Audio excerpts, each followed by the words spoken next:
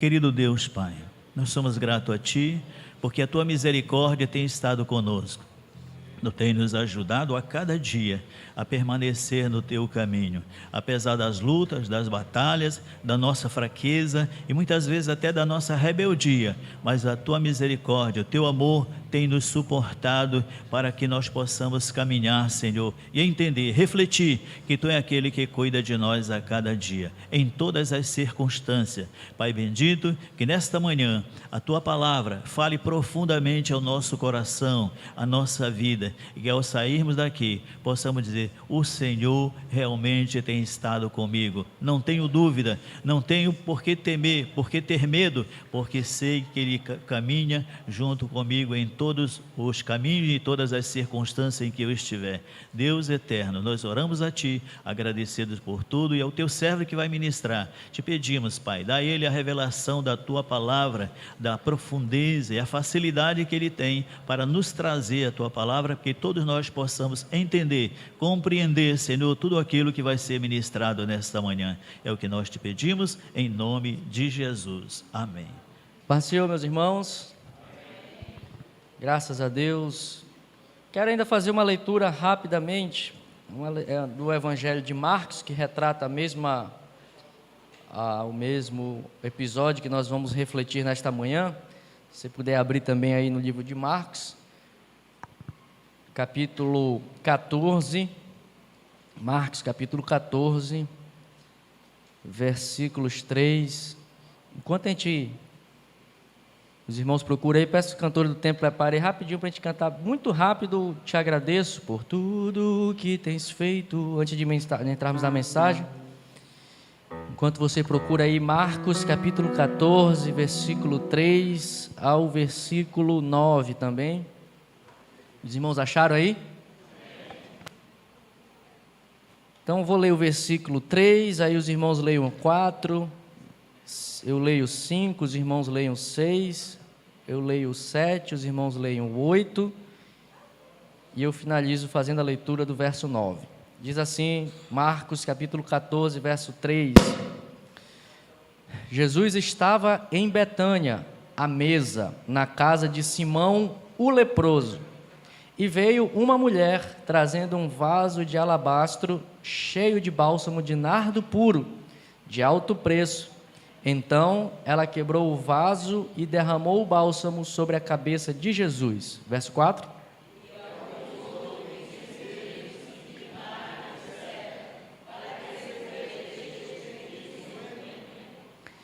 Ele podia ser vendido por mais de 300 denários, e o dinheiro seria dado aos pobres, e eles a criticavam. Verso 6.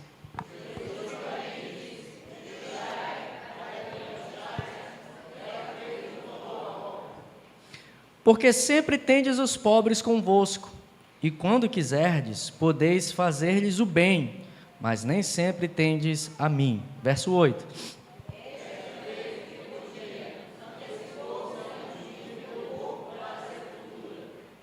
Em verdade vos digo que em todo o mundo, onde quer que seja pregado o Evangelho, também o que ela fez será contado em sua memória.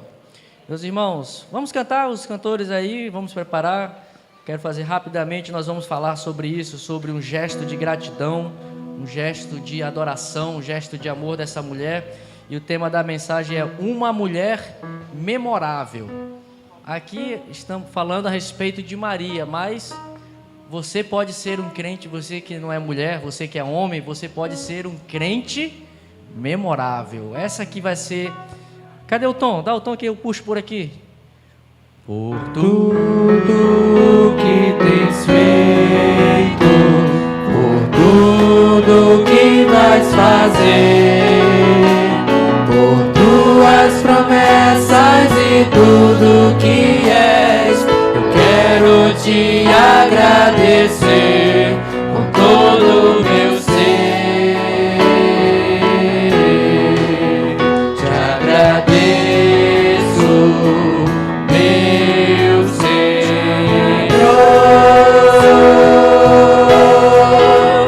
Te agradeço, meu Senhor.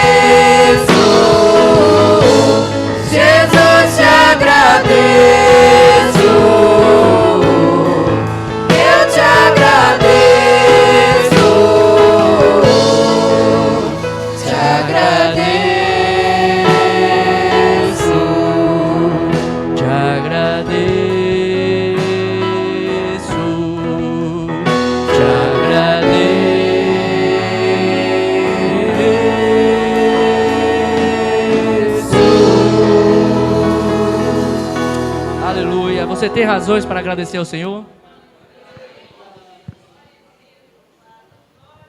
Tem algum enfermeiro aí que saiba aplicar injeção, alguma coisa assim? Tem uma médica aqui em cima, né? Tem alguém aqui que é enfermeiro? Ali, então, vai ali, Elisângela, socorrer uma pessoa que está precisando de cuidados. Meus irmãos, nós vamos fazer uma meditação aqui neste episódio que ocorreu aqui antes da morte de Jesus, a mulher do vaso de alabastro.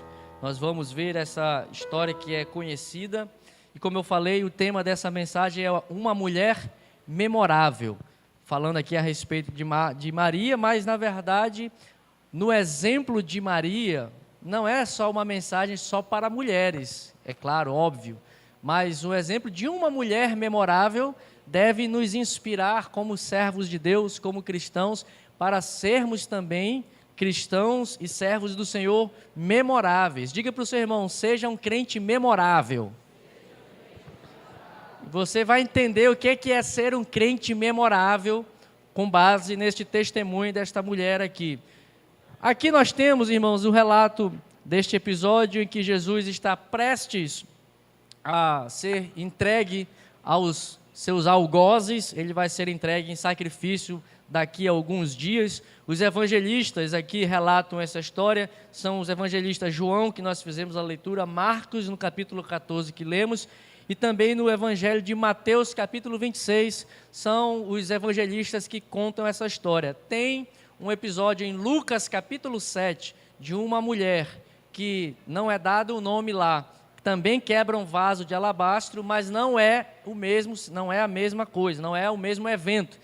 O evangelho de Lucas, capítulo 7, que também relata uma mulher pecadora, lá no evangelho de Lucas, uma mulher pecadora que quebrou um vaso aos pés de Jesus, que também era um vaso de alabastro, também era um unguento, mas não se trata, no evangelho de Lucas, não é o mesmo fato que está relatado aqui no João 12, Marcos 14 e Mateus 26.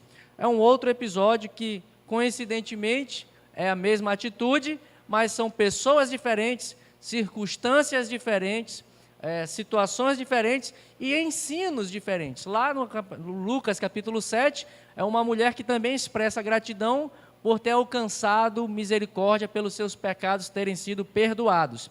Aqui nós vamos ver que é uma outra história que nós vamos ver. Pois bem, fazendo esta distinção, apenas esses 3 evangelistas relatam este episódio, que é uma preparação logo imediatamente anterior à Páscoa, está alguns dias próximos da Páscoa, consequentemente alguns dias próximos do sacrifício de Jesus.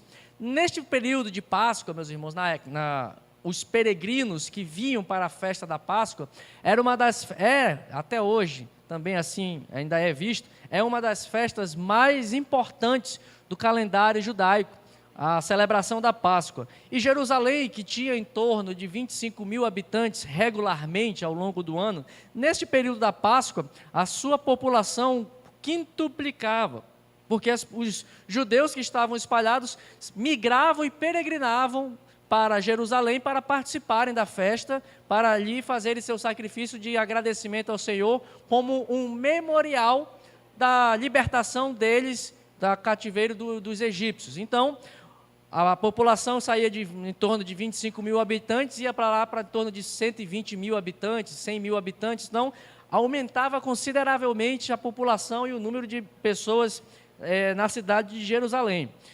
Consequentemente, o próprio Império Romano se via preocupado, porque o contingente de pessoas aumentava grandiosamente e todo o aparato governamental do Império se deslocava para Jerusalém. Provisoriamente, inclusive, o governador saía e se estabelecia naquele período para ficar de olho, com medo de revoltas, com medo de que acontecesse alguma coisa pelo aumento do contingente de pessoas. Dentro desse cenário, Jesus está fazendo grandes discursos. No Evangelho de Mateus, no capítulo 24, capítulo 25 de Mateus, é o último grande discurso de Jesus, em que é o discurso mais conhecido a respeito dos fins dos tempos, que Jesus fala que é só o princípio das dores quando acontecer terremotos, doenças, guerras, rumores de guerras, pai contra filho, filho contra pai. E no capítulo 24 ele resume que isso é o princípio das dores, ainda não é o fim. E aí ele começa a discorrer sobre isso, conta a parábola das 10 virgens no capítulo 25 de Mateus. E aí o capítulo 26 vem após esse discurso todo que ele faz de preparação para dizer como é que se dará o tempo do fim. E quando ele faz esse discurso, ao ouvir, Jesus inclusive diz nesse período, nesse grande último discurso, ele fala a respeito do templo que será destruído, e aquilo causou uma revolta ainda maior. Foi a gota d'água para os sacerdotes, os escribas e toda a elite sacerdotal para se levantarem para acabar com Jesus de vez. E o capítulo 26 de Mateus, que nós não lemos aqui, ele começa justamente dizendo isso. Tendo dito estas palavras, versículo 1 de Mateus 26, tendo dito essas palavras, que palavras? Princípio das dores, o templo vai ser destruído. Tendo dito essas palavras, os sacerdotes se organizaram e dolosamente se reuniram para achar um jeito de matar a Jesus e acabar com essa conversa, mas fazendo isso de uma forma que não causasse alvoroço na cidade, tendo em vista esse grande número de pessoas e o fato de Jesus já ter um ministério conhecido, ser um profeta conhecido, a população, o povo o via como um profeta. Então, os sacerdotes pensaram em como matá-lo neste período da festa, sem que causasse alvoroço. Estou fazendo essa introdução para que os irmãos contextualizem na mente qual era o cenário que Jesus estava chegando para este evento na casa de Simão. E aí, terminada essa história, o relato dos evangelistas nos coloca, tendo terminado o último grande discurso a respeito do fim dos tempos, tendo contextualizado que o cenário era de grande população e que o cenário da elite sacerdotal estava digamos assim, os arranjos para tentar matar Jesus, os conchavos, toda aquela orquestração para acabar com Jesus estava aumentando, as conspirações estavam cada vez mais fortes para acabar com Jesus de vez. E aí então entra no meio deste cenário, entra a história desta mulher, que o Evangelho de Marcos não cita o nome, e que Mateus também não cita o nome, mas apenas o evangelista João diz quem é esta mulher que faz este ato. Então vejam que o cenário era, o fim de Jesus estava próximo, o fim do ministério de Jesus estava próximo, as conspirações para matá-lo estavam cada vez mais fortes, o cenário populacional estava muito grande, ou seja, propício na cabeça dos sacerdotes era, esse camarada vai dar o golpe, né? Vai dar o golpe, olha o golpe aí, ele vai dar o golpe, então vamos dar um jeito de acabar com ele. Então, esse era o cenário. E aí, João, Marcos e Mateus colocam neste cenário um evento importantíssimo, que é de uma mulher que é memorável, que deve servir de exemplo para nós, como para que sejamos também crentes memoráveis. Então, o Evangelho de João é o único que nos diz quem é e nos identifica quem é essa mulher que faz este gesto de quebrar esse vaso de alabastro. E em seguida, de tudo isso que eu estou falando, em seguida, Jesus se dirige à cidade de Betânia, que fica muito próximo ali a Jerusalém, para participar de uma ceia, na casa de um homem chamado Simão, o leproso. Estão presentes neste evento Lázaro, o ressurreto, estão presentes ali Marta, a serva, está presente ali Maria, a mulher que se prostra aos pés de Jesus, estão presentes ali os discípulos, e dentre eles tem Judas, o ladrão. João é o único que identifica as pessoas. João identifica os personagens Marta, Maria, Judas pelo nome, e Marcos diz quem é o dono da casa, que é chamado Simão, o leproso. Aí eu pergunto aos irmãos, olha esse jantar, eu chamo aqui de o jantar da gratidão. Quem é você à mesa de Jesus? A pergunta é essa. Quem é você assentado à mesa de Jesus? Você é Simão, o leproso? Aí eu pergunto, será que esse homem ainda era leproso? A palavra de Deus não diz, mas pelo contexto histórico e pelo contexto da religião judaica, um leproso tinha que ficar isolado. Uma pessoa leprosa não poderia ficar envolvida no meio social. Portanto, certamente este homem, este anfitrião, este Simão, certamente ele não era mais um leproso, doente, mas ficou marcado como eu posso chamá-lo de um ex-leproso. E não dá para ter precisão, meus irmãos, mas avaliando, analisando o contexto, estudando, provavelmente, aqui é uma conjectura, provavelmente este Simão é aquele mesmo leproso, daqueles 10 que foram curados e apenas um voltou para agradecer. Por que eu digo isso? Porque o cenário em que acontece a cura desses 10 leprosos é justamente nessa região aqui próximo a Jerusalém, perto de Betânia. Então, se não for, bem que podia ser, né? Esse homem. Mas eu quero crer que este Simão aqui, que era o leproso, na verdade era um ex-leproso que voltou para agradecer a Jesus por ter sido curado por ele e está agora: Jesus, já que tu me curaste, eu fui o único que voltei para te agradecer, vem aqui em casa que eu vou te oferecer um jantar de gratidão. Se não for ele, ficou muito bem encaixado, não ficou, irmãos? Mas eu quero crer, analisando, este Simão certamente não era leproso, porque Jesus não iria e não era permitido um leproso estar no meio da sociedade. Então, era um jantar de gratidão.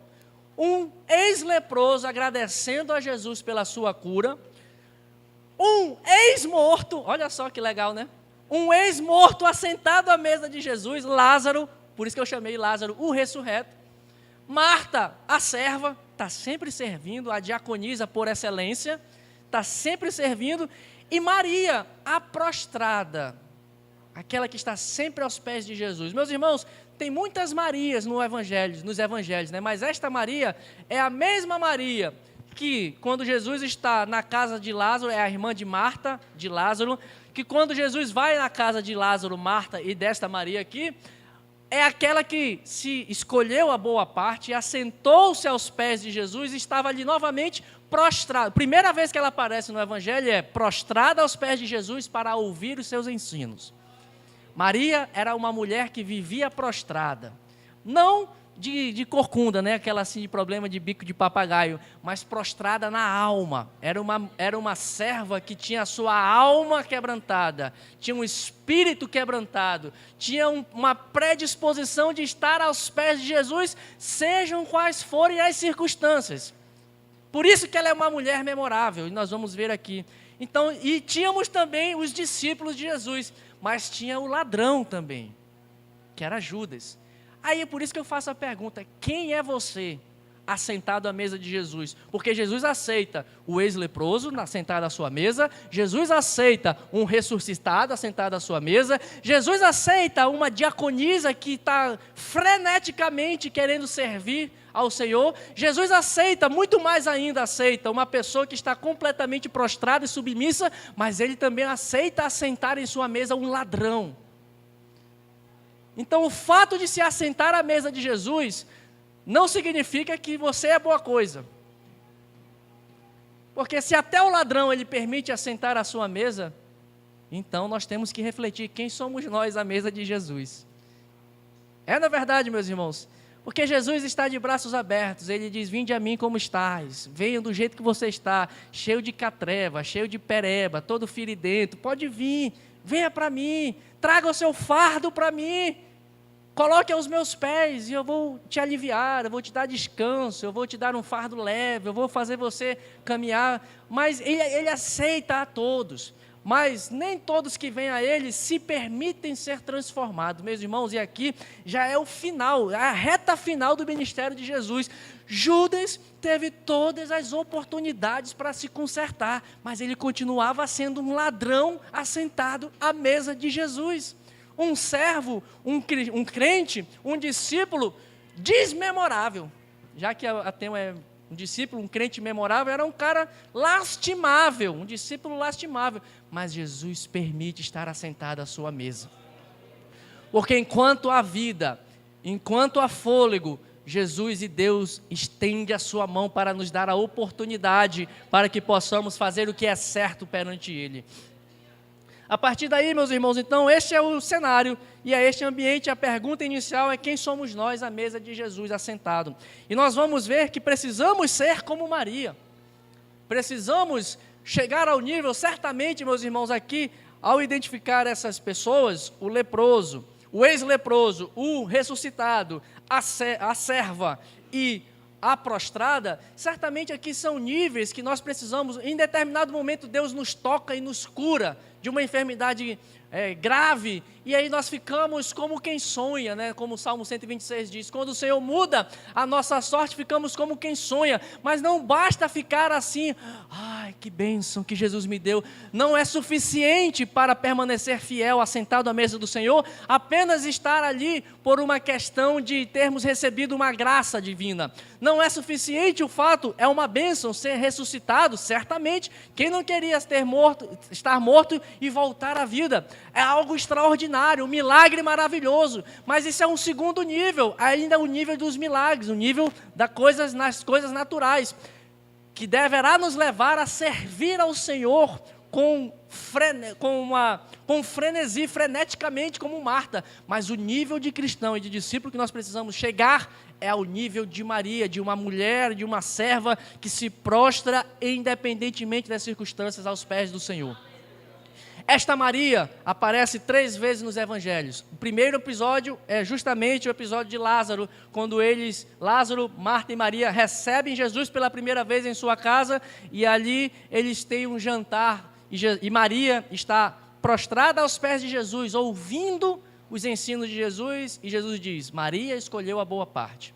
O segundo momento em que esta Maria aparece novamente nos evangelhos, é o momento justamente que Lázaro morre. Jesus está longe, está fora da cidade de Betânia, avisam a Jesus que Lázaro está muito enfermo, depois chega a notícia de que Lázaro já havia morrido, Jesus diz para os seus discípulos, vamos esperar aqui, daqui a pouco nós vamos lá. Vamos acordar o nosso irmão Lázaro, ele apenas está dormindo.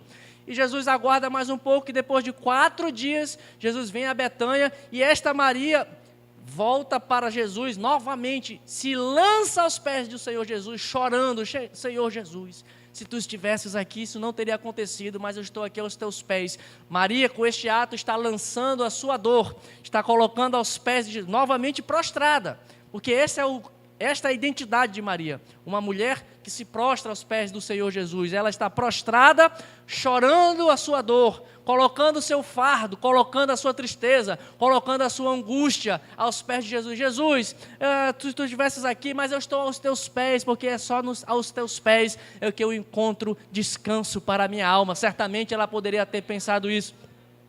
E o terceiro momento, novamente aqui Maria, neste episódio aqui de João 12, Marcos 14 e Mateus 26, Maria está novamente no lugar de costume dela, no lugar habitual dela, de prostração, de uma mulher quebrantada, de uma pessoa, de uma serva prostrada aos pés de Jesus. Ela chega novamente e se prostra aos pés de Jesus. Mas agora, neste momento aqui, ela se prostra para agradecer ao Senhor por todos os benefícios. Que darei eu ao Senhor por tudo que Ele tem feito a mim?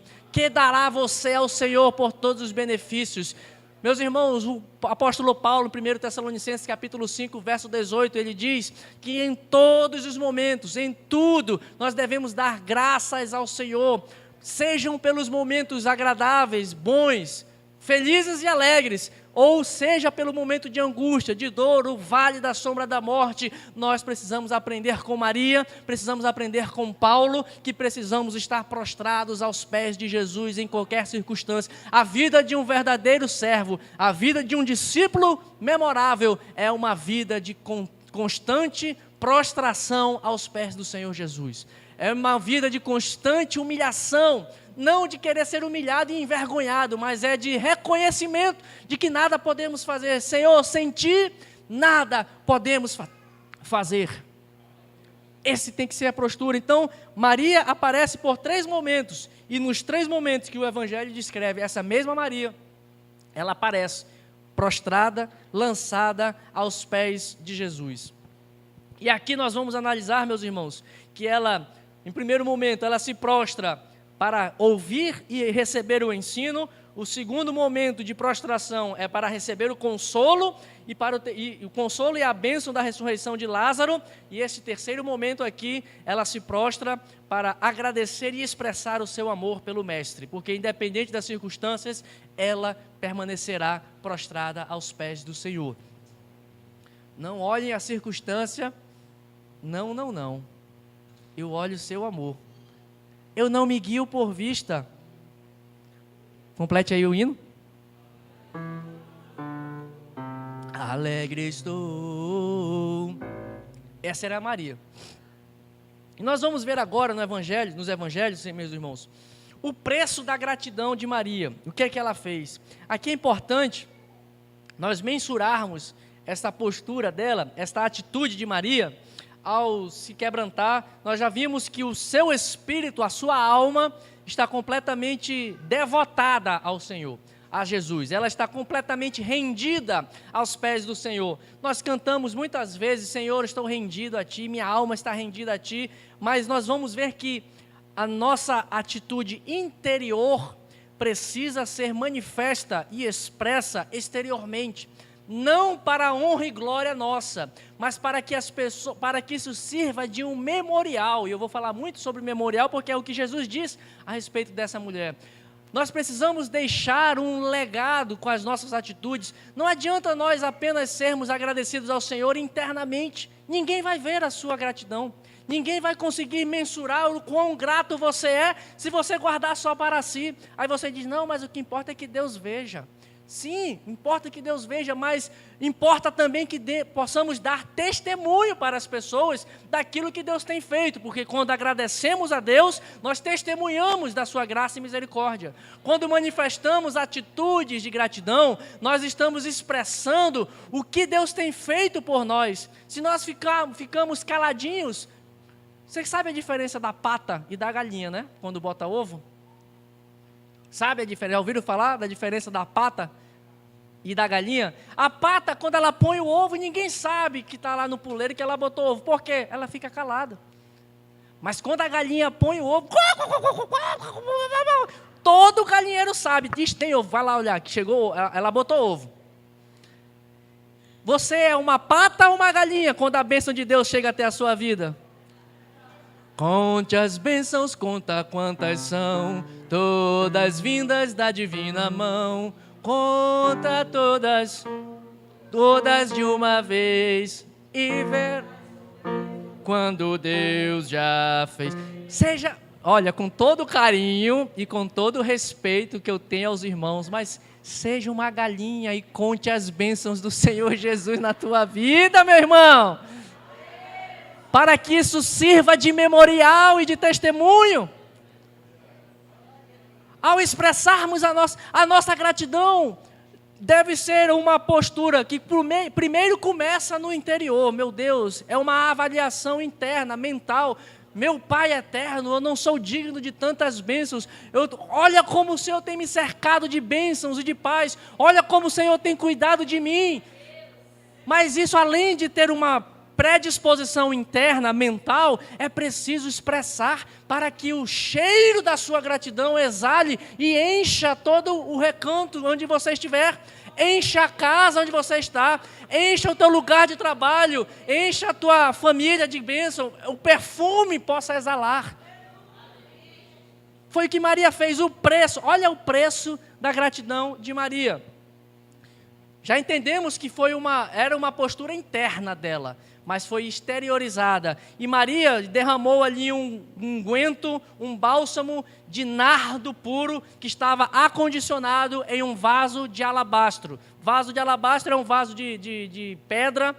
Na verdade, o alabastro nos dias de hoje é feito como um cálcio, mas naquela época lá era feito como tipo um mármore. Então só o vaso já era valioso.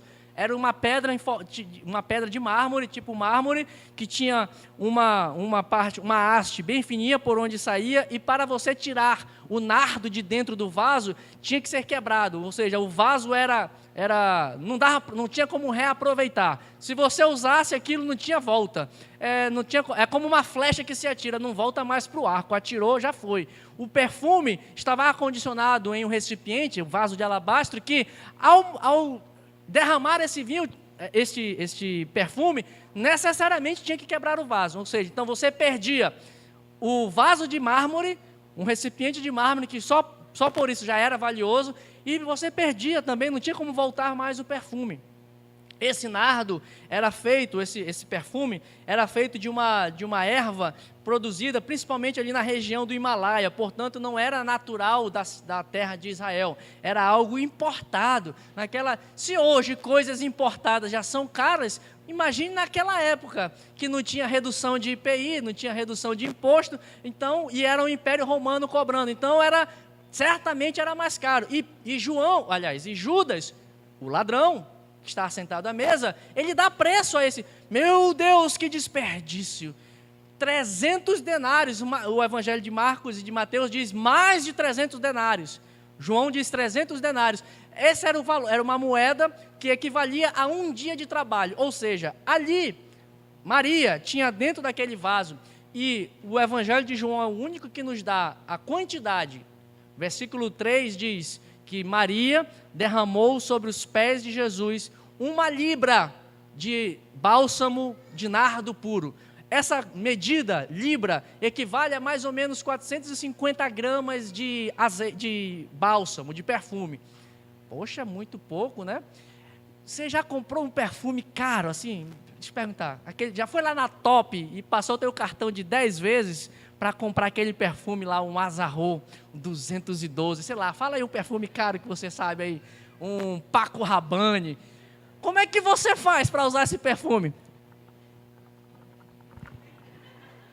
É só uma pitoquinha aqui no pé do ouvido, aqui na orelhinha, porque esse perfume tem que durar 1 ano.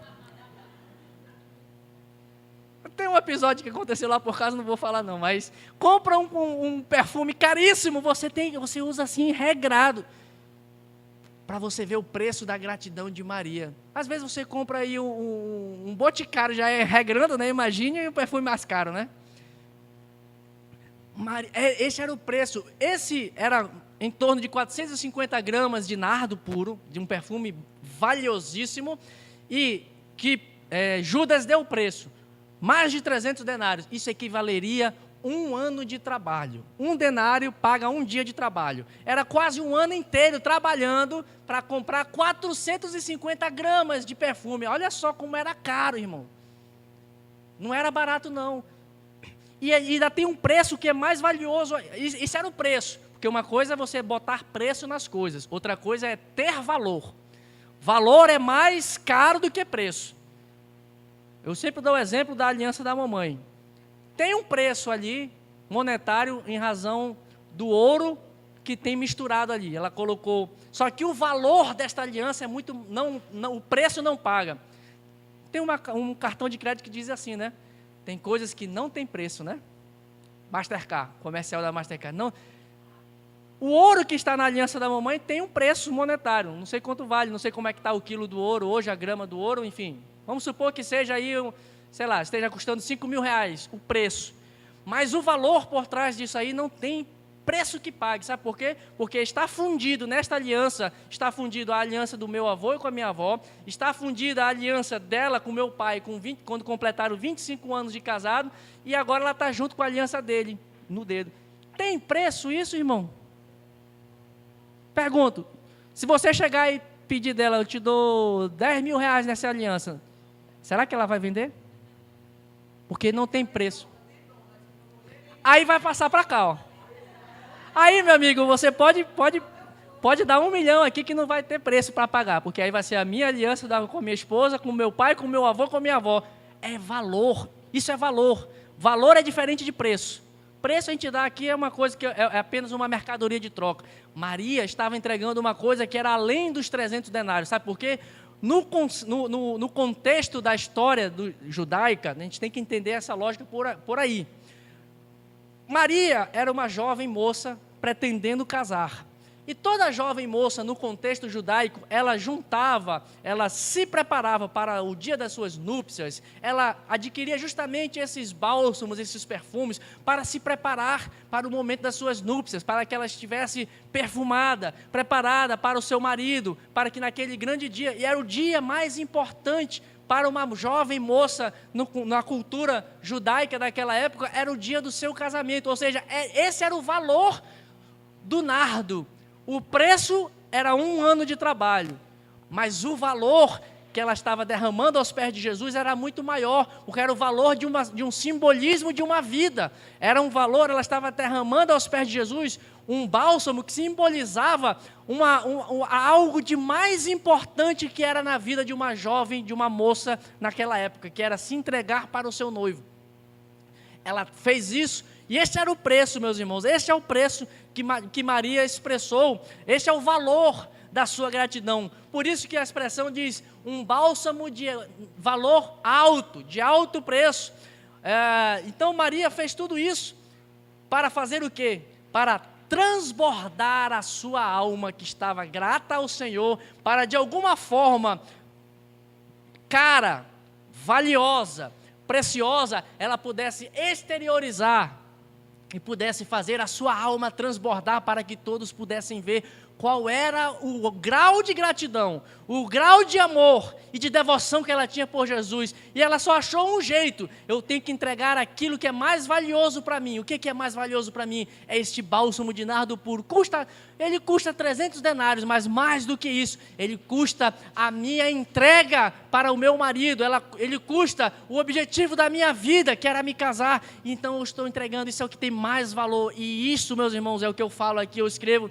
Nós temos que ter uma gratidão plena e por todos os momentos ao Senhor, mas isso não tem que ficar como um sentimento externo. Nós precisamos transbordar a nossa alma materializada em algo de valor para que sirva de testemunho, de memorial.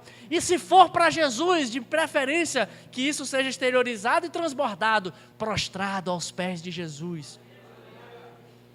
Foi o que Maria fez, ela prostrou-se aos pés de Jesus, externalizou a sua gratidão com algo extremamente valioso e precioso, que daremos nós ao Senhor. Como está a nossa gratidão ao Senhor, como nós estamos fazendo. Meus irmãos, olha como nós temos sido ingratos ao Senhor, porque se muitas vezes a gente não devolve nem o dízimo, quanto mais sermos gratos para dar algo de valor ao Senhor. Isso aqui não é dízimo não, isso aqui é uma oferta de valor, é uma oferta de sacrifício que Maria está fazendo. Maria está se sacrificando, tudo que ela tinha de mais precioso. Ela pensou, o que eu vou dar para Jesus? Eu só tenho isso aqui, Ele já me deu meu irmão que voltou à vida, Ele já me deu um ensino, já me ensinou o caminho da verdade, Ele trouxe meu irmão da morte para a vida, o que eu posso dar para Ele? Eu só posso entregar isso aqui, que é tudo que eu tenho, é sacrifício, é entregar ao Senhor Jesus tudo aquilo que é de valor, que não tem preço. Sabe, a gente é muito mesquinho, irmão. A gente fica fazendo conta assim, não, mas isso aqui, nunca dê nada para o Senhor Jesus que não te custe alguma coisa.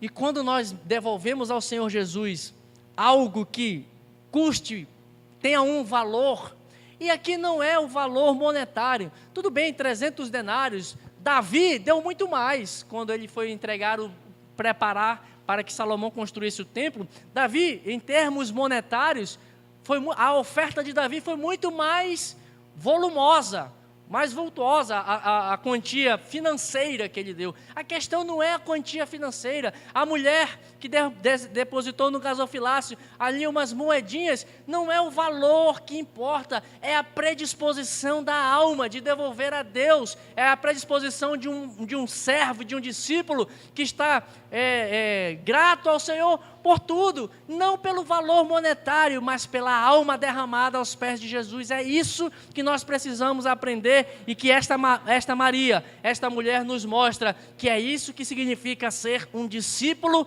memorável, que nós precisamos buscar nesta manhã ao Senhor. E quando ela faz essa atitude, logo os discípulos, puxados e capitaneados pelo Judas, o ladrão, porque está sentado à mesa.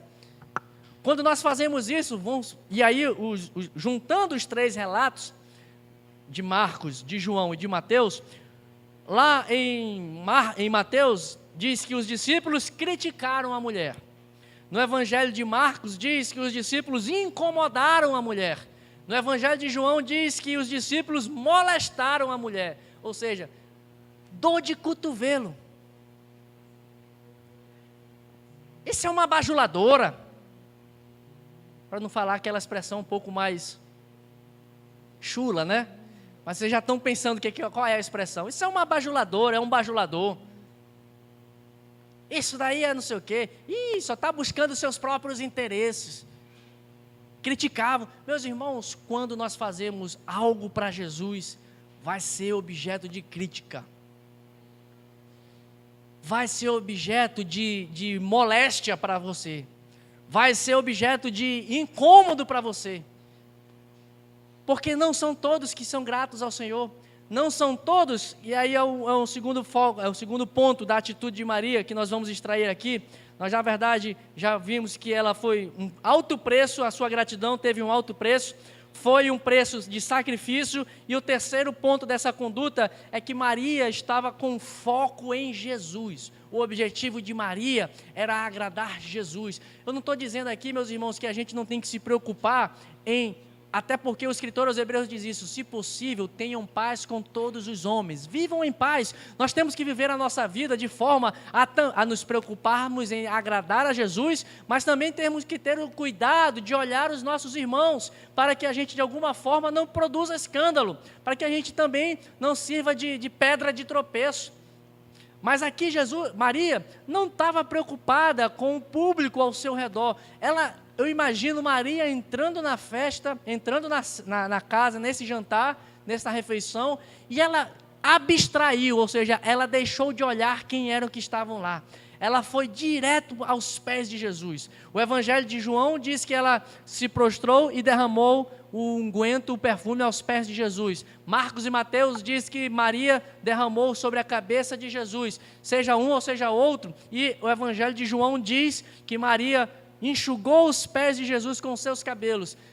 Essas atitudes são atitudes de pessoas que não estão olhando para as críticas, não estão olhando pelos incômodos causados pelos que estão no entorno, não está preocupada se estão lhe molestando pelo fato de fazer o que é agradável a Jesus. Meus irmãos, o foco tem que estar em Jesus. Se você estiver fazendo o que é agradável a Jesus, vai ter crítica. Se você não fizer, vai ter crítica. Se você fizer, vai ter crítica. Se você falar, vai ter crítica. Se deixar de falar, vai ter crítica. O que você fizer, vai ter crítica. Então faça o que é agradável a Jesus. Não perca de vista o alvo que é Jesus. O que importa é fazer a vontade de Jesus. E aí, neste processo, as coisas vão se ajustando. E os críticos vão ficando, os ladrões assentados à mesa, pegando o exemplo aqui de Judas, os ladrões assentados à mesa é que vão criticar. Mas se você estiver olhando para Jesus, com a sua alma voltada para Jesus, prostrado aos pés de Jesus, buscando agradecer a Jesus, buscando adorar a Jesus, demonstrando seu amor por Jesus, deixa os ladrões falarem. O que importa é que isso vai servir de testemunho para outras pessoas. Maria então não se preocupou.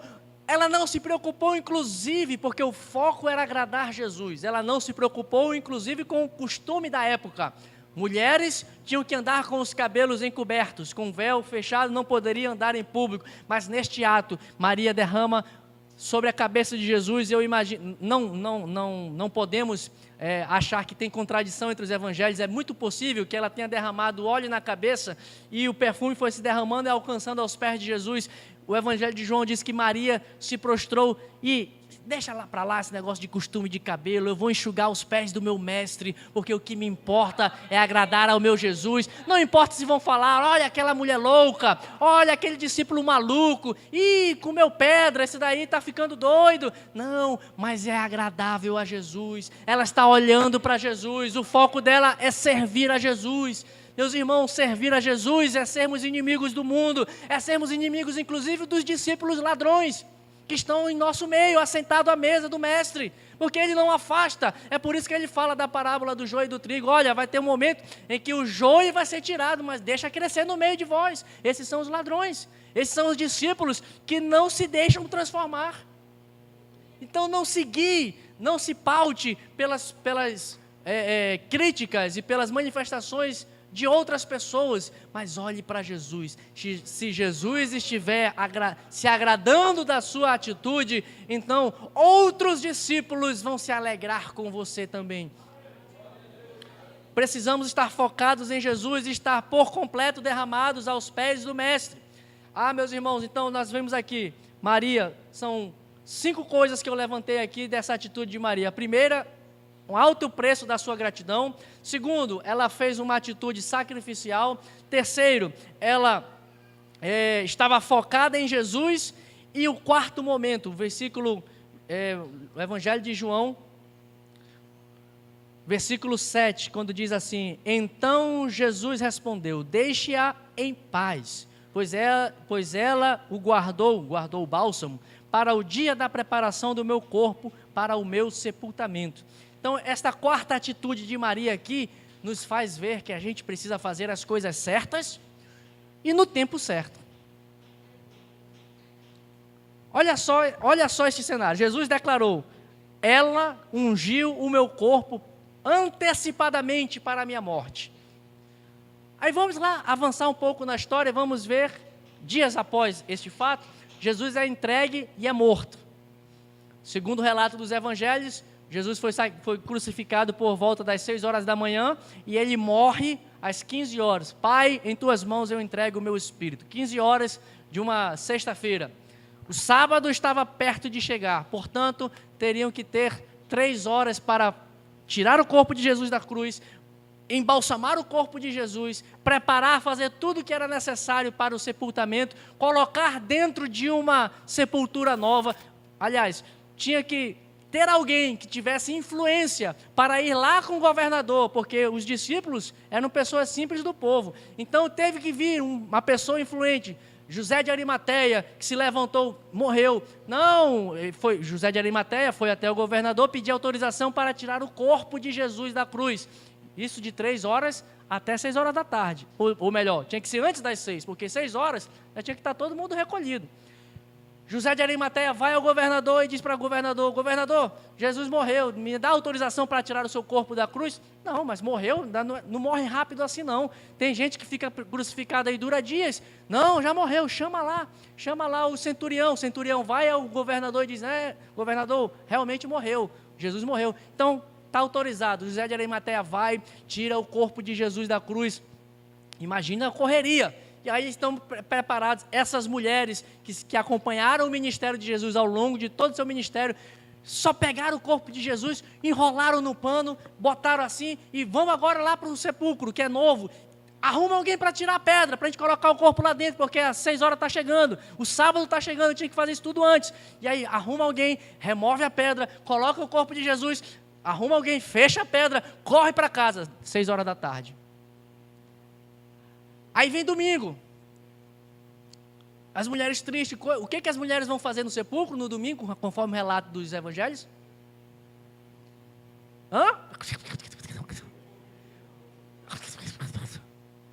Elas foram lá ungir o corpo de Jesus. Por quê? Porque não deu tempo. Porque de 3 horas às 6 horas da tarde, da sexta-feira, foi muito corrido, não deu para preparar, não deu tempo para isso. Não deu tempo agora, então vou fazer no domingo, que é depois do sábado, aí a lei nos permite, eu vou lá. O que elas encontram lá no jardim, lá no sepulcro? A pedra removida. Tem um anjo assentado e pergunta para eles assim, vou falar na linguagem de hoje, tá? O que se sucede? O que vocês estão fazendo aqui? Não, a gente veio embalsamar o corpo, porque não deu tempo na sexta-feira, foi corrido, foi muito apressado, e tinha um trânsito muito grande, não deu tempo de pegar o bálsamo, não deu tempo de fazer isso. Tá, e aí, qual o problema? Por que vocês estão procurando aquele que vive dentre os mortos?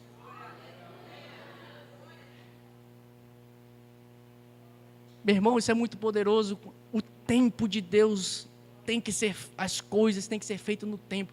Não adianta mais agora ungir o corpo de Jesus para quê, se ele já está vivo? Não perca o tempo de fazer as coisas de Deus na hora certa. Maria entendeu o momento certo de fazer as coisas certas na hora certa. A oportunidade é como um rabo de coelho passando num trem a 100 por hora. Tem que ser rápido para pegar. As coisas de Deus têm que ser feitas no momento certo, na hora certa. Por isso que o Eclesiastes nos ensina, há tempo para tudo, mas a gente está dormindo e pensando, não, eu vou fazer agora não, porque tem tempo. Isso é o mal do brasileiro. Eu estou falando, meu irmão, por isso que a palavra é espada de dois gumes. Eu estou falando, mas serve para mim também. Nós somos muito procrastinadores, deixamos as coisas para depois. Não, tem tempo. Daqui a 10 minutos começa o culto, ainda tem tempo. Falta 5 minutos para começar o culto, ainda tem tempo. E a gente vai perdendo tempo. Maria, aqui Jesus deu um claro exemplo. Ela fez o que era certo, na hora certa, no momento certo. Se não fosse Maria, o corpo de Jesus não teria sido ungido para a sua morte. Se não fosse Maria, Jesus ia ser entregue à morte sem ter sido preparado. Mas porque Jesus tinha uma discípula previdente, uma discípula que ouvia a voz de Jesus, uma discípula memorável. Ela fez o que era certo na hora certa, no momento certo, na oportunidade que ela teve para fazer, ela fez. Tudo que te vier à mão para fazer, faça, meu irmão. Não jogue para amanhã o que pode fazer hoje. Sabe o que é isso aqui também? Dê flores em vida. Você já prestou atenção que num funeral, esse homem era muito bom. Esse homem contava muita piada. A pessoa é a mais maravilhosa do mundo ali no velório, né? Sabe o que eu vejo aí? Tem muito remorso, porque tem muitas pessoas que não disseram isso para aquela pessoa que está ali em vida. Ame hoje, diga para alguém, minha irmã, eu te amo. Diga para alguém, hoje eu te perdoo, me perdoa. Fale agora, fale para alguém que você se importe hoje. Faça, meu irmão, vá, avance. Deus é contigo, o Senhor é com você. Você tem feito um ministério abençoado. Fale agora, porque amanhã pode ser tarde. Aí amanhã, os velórios, quem é casado aí? Se a irmã for primeiro, ou se o irmão for primeiro aí, se você não... Isso aqui é para mim também, tá? Se você não dá flores em vida, fique tranquilo, quando você morrer vai ter uma coroa enorme sobre o teu sepulcro.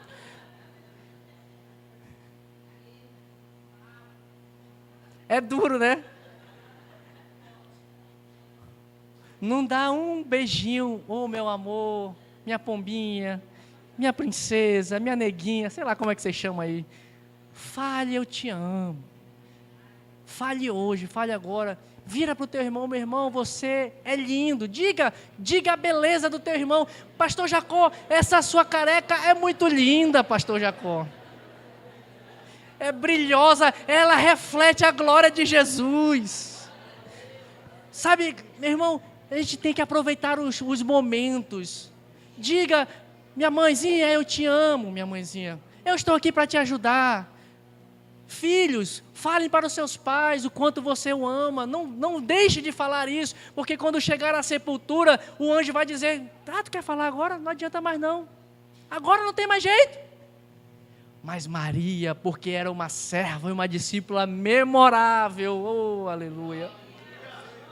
Ela preparou o corpo de Jesus, porque ela fez uma coisa boa. Foi o que Jesus disse, não molestai a ela, porque ela fez uma boa ação para comigo. Ela fez na hora certa, ela fez no momento certo, ela fez de forma certa, e Jesus se agradou.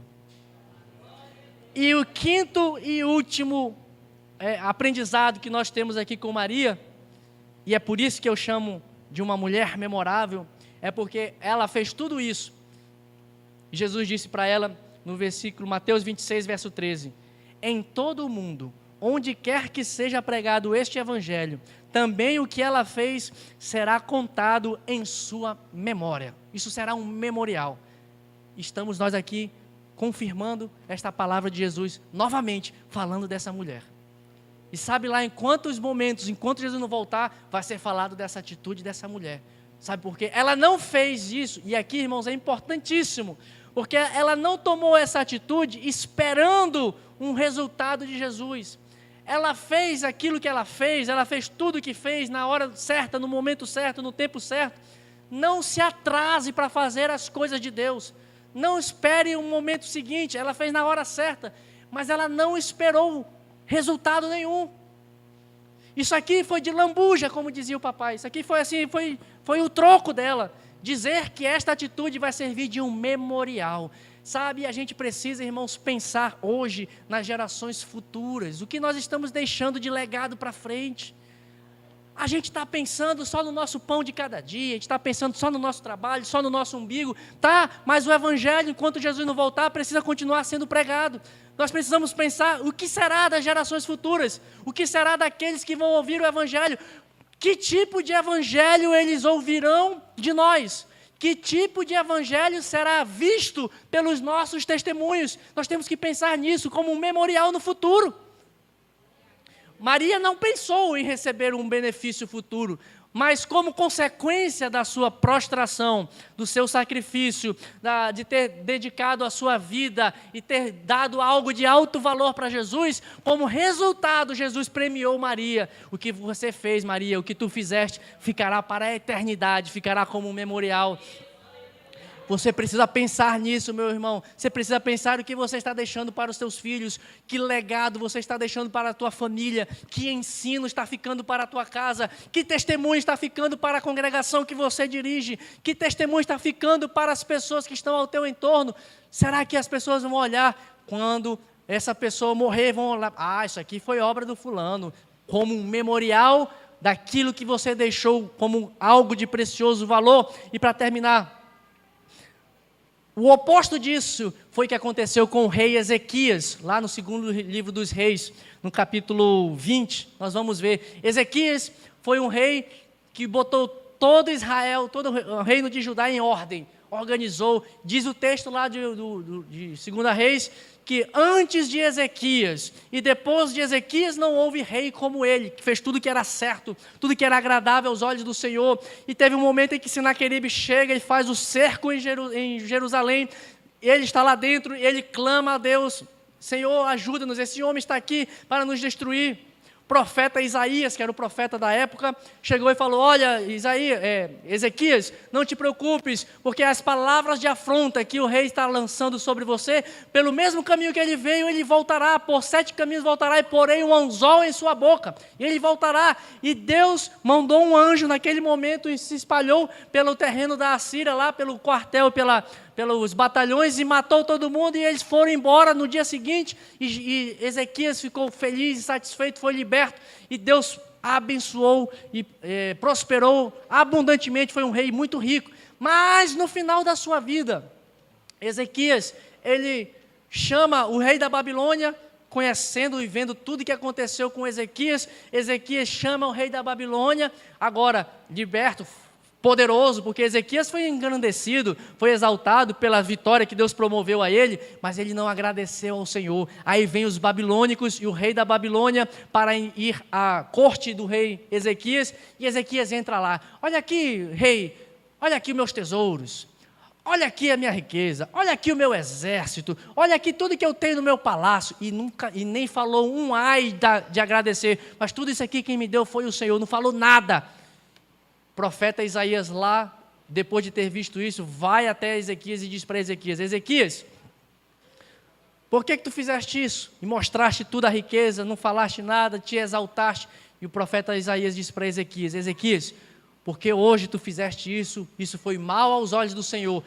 Porque tu foste obediente e fiel ao Senhor, o Senhor vai te poupar, mas a tua descendência vai ser levada cativa para a Babilônia, os teus filhos serão mortos lá na Babilônia e tudo mais. Olha a palavra do rei Ezequias, depois você vê no capítulo 20 de 2 Reis, olha a palavra de alguém que não está pensando na posteridade. Ele vira para o profeta Isaías e diz assim para o profeta: Isaías, boa palavra tu disseste, porque tudo isso que tu falaste que vai acontecer, vai ser para a minha descendência, mas significa que eu vou morrer em paz. Traduzindo, trocando em miúdos, ainda bem que a bronca não é comigo, são os meus filhos que vão morrer, o que importa é que eu estou em paz. Isso foi o que Ezequias disse. Era alguém que não se preocupava com a posteridade e deixar um legado. Será que nós não estamos vivendo como Ezequias? Deus abençoou muito a vida de Ezequias, prosperou, deu muitas vitórias, mas no final, que legado Ezequias deixou para a sua descendência? Um legado de escravidão. E nós, irmãos, que deixaremos para as nossas descendências, para as gerações futuras, para os jovens que estão aqui, para aqueles que vão continuar a obra do Senhor até que Ele volte. Temos que ser como Maria, temos que fazer boas ações, temos que fazer o que é agradável ao Senhor, para que isso sirva de memorial, e as pessoas, todas as vezes que olharem para nós, este é o Deus que eu quero servir, deste homem, deste discípulo memorável. Diga para o seu irmão, seja um discípulo memorável. Não perca tempo e diga para ele assim: meu irmão, eu te amo. Não perca a oportunidade. Meu irmão, você é um exemplo de fé. Diga isso para ele. Você é um testemunho para mim. Você é um discípulo memorável. Você é um pastor memorável. Você é um crente memorável. Eu quero ser como você quando eu crescer, pastor. Quero ser como o senhor, pastor Esmeraldo. Quando eu tiver mais velho, eu quero ser assim. Quero ser um pastor fiel, como o pastor Edmar. Eu quero ser assim. Meus irmãos, não percamos tempo de fazer a obra de Deus e de falar para as pessoas o quão elas são importantes para nós. Aproveite, faça no tempo certo, faça na hora certa, faça da maneira certa, e Deus vai deixa que Deus vai ser responsável pelo legado que você vai deixar para a próxima geração. Amém, meus irmãos?